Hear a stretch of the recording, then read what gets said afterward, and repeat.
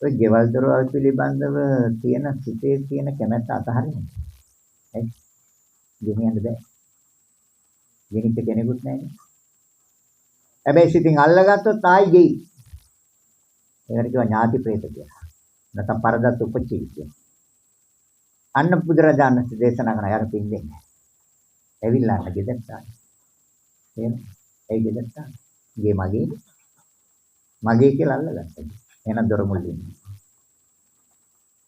කිරෝකුඩ සූත්‍රයේ පැහැදිලි කරා නේද ඉන්නවා කියලා දොර මුල්ලේ. වහල යටලියේ ඉන්නවා කියලා. පිළිගන්නේ ඉන්නවා කියන්නේ.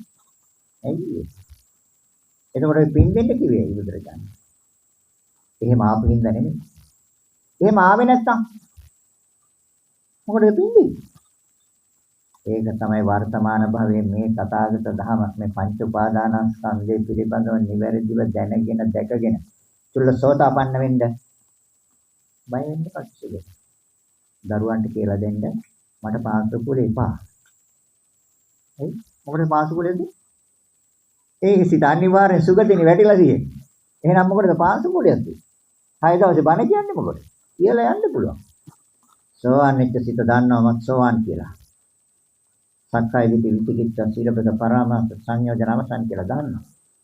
දිට්ඨි උපාදාන අන්තවද උපාදාන නැහැ කියලා දන්නවා. විචිකිච්ඡා නීවරණේ නැහැ කියලා දන්නවා. පංචිල් නිරන්තරයෙන්ම රකින්නවා. ඒක සෝතාපන්න පුත්‍රයාගේ ලක්ෂණ. එහෙනම් යාට ගෙදර ඉන්න අයට කියලා යන්න පුළුවන්. මම්මලා මොලා 6 දවසේ බණ මට ඕනේ නැහැ. උඹලට ඕන බණ හදන්න. මට බණ. බණ කියන පින් දෙන්න. පින් දෙන්න ඕනේ පින් ඕන අයටද නැතිද? පින් නැතිවට පින් දෙන්න ඕනේද? පින් ගන්න යන්නේ නැහැනේ. ඇයි? එයාගේ සිත සුගතියක වැඩිලා. එක්ක දිව්‍ය ලෝක හයෙන්නේ ඒකවලට මනුස්ස ලෝක. ඒකෝර ආයි මොකටද එයාට පින් දෙන්නේ? එහෙනම් 3 මාසේ බණ ඕනේද? 3 මාසේ දාන ඕනේද? ඕනේ. ඕන වෙන්නේ ඇයි? අල්ලගත්තා. අල්ලවනම් ආවා. එහෙනම් දෙන්න. ඒතර ගියේ කාගේ මගේ කාම උපාදාන. ඉදම මගේ උපාදාන. යාන වාහන කාගේ මගේ උපාදාන. කදින් අල්ලන්නේ. කදින් අල්ලන වාහනේ ඇතුලේ හරි ඉන්නවා. ඔව් අනිවාර්යයෙන්. සයිලන්සර් එක අස්සේ හරි ඉන්නවා. රේන්ජර් පෙරේට එක.